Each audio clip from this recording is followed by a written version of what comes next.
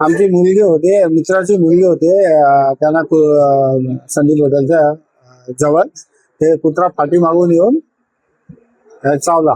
आता बरेच लोकांना कुत्रा चावत आहे आणि प्रशासन काही करत पण नाही आणि इकडे पण खूप गर्दी आहे. तर पेशंट लोकांना पण काय इश्यू होत आहे ते पण प्रशासनाने लक्ष द्यावं. वाधवा लाडशा पॅडाचे कुठे आली? लाडशा टिकनगर मध्ये किती कुत्रे? कुत्रे भरपूर होते, पण ते कुत्र पुढे होतं, बाकीचे कुत्रे मागे धावत होते. किती माणसांची चावली? मला काय सांगता नाही, पण आता आलं होतं नाही ते त्या एरियामध्ये चावलं होतं. महानगरपालिका काय करत नाही? महानगरपालिका कुत्रे भरपूर आहे, महानगरपालिका काही करत नाही, दिसतच आहे ना मग यावरून. एक्चुअली हम साथ में जा रहे थे, मैं, मेरी फ्रेंड और मेरी बहन, हम लोग साथ में जा रहे थे एंड वहाँ पे एक डॉग था जो लाइक पेड़ के पास समथिंग खोज रहा था एंड वो अचानक से पीछे से आया एंड उसने मेरी बहन को बाइट कर लिया. बहुत लोगों को काटा है ना वहाँ पे? हाँ, बहुत जोर से काटा. ठीक. बहुत लोगों को काटा है ना वहाँ पे? हाँ, बहुत लोगों को काटा. क्या डिमांड रही बेटा आपकी प्रशासन से?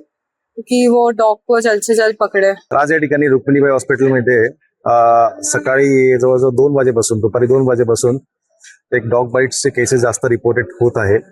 त्या ठिकाणी आतापर्यंतचा आकडा जवळजवळ 110 ते 130 पर्यंतचा आकडा झालेला आहे. त्यामध्ये जे लोवेस्ट एज आहे that is 11 year old female. तिचं नाव अंकिता आहे आणि त्या ठिकाणी तिला एक ग्रेड 3 डॉग बाईट असल्यामुळे जास्त इंजुरी असल्यामुळे आपण त्या ठिकाणी तिला सायनला ट्रान्सफर केलेला आहे.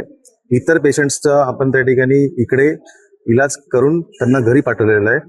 काही लोकांना ऍडमिट, जवळजवळ 25 लोकांना आपण ऍडमिट करून त्यांना जे इक्विरॅब इंजेक्शन ते दिलेलं आहे.